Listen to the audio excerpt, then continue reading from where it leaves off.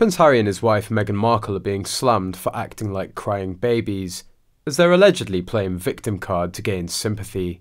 The Duke of Sussex, in his latest conversation with Dr Gabor Mate, allegedly tried to attract love and affection from the people as he described himself as a person coming from a broken home. Prince Harry is wading into the debate on mental health with reckless ignorance, oblivious to the facts and the catastrophic effects his words could have. He speaks about using drugs that are illegal in this country, proclaiming the benefits he's enjoyed from cannabis and hallucinogenics such as ayahuasca. It's hugely irresponsible. Harry plainly has no understanding of the serious damage these substances can wreak on its users. Damage that I see on mental health hospital wards with upsetting frequency.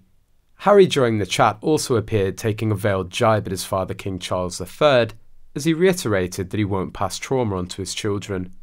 Meghan Markle's husband went on, "I certainly have felt throughout my life, my younger years, I felt slightly different to the rest of my family. I felt strange being in this container. And I know that my mother, Princess Diana, felt the same way, so it makes sense to me." King Charles's estranged son gave all the credits of returning to life to his wife, saying, "I was stuck in this world and Meghan was from a different world and helped to draw me out," describing her as an exceptional human being. At one point, Mate asks Harry about his thoughts on therapy, and Harry actually says, "I'd encourage people to not wait until they're in the fetal position on the kitchen floor before seeking out some form of therapy." He says this with an impish grin on his face, almost laughing. We all know how much Meghan loves talking about collapsing to the floor in anguish, and the kitchen seems to be her room of choice. Royal fans couldn't help but wonder if this is some kind of jibe against his wife. Some royal commentators and fans have slammed the Duke for his repeated stunts to attract the attention and new finances to cash his royal stories, with one royal fan reacting, "Harry and Meghan are acting like crying babies to capture attention." The second commented, "He speaks like he's a freshman home for Thanksgiving from college in the middle of a Sociology 101 course, and or just got back from Burning Man or a gap year backpacking in Southeast Asia.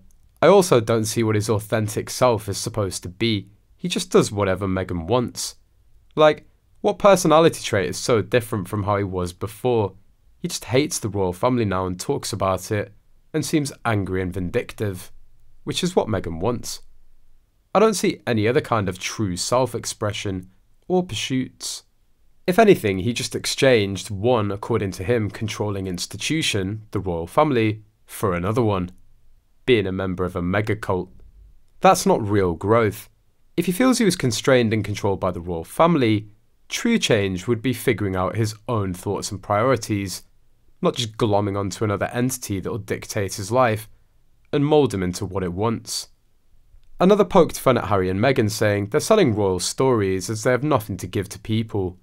Dr Max Pemberton wrote for the Daily Mail, "The truth is, he has such a narrow experience of life, limited by wealth, fame and privilege, that he cannot begin to guess what disastrous effects drugs can have on people in different circumstances.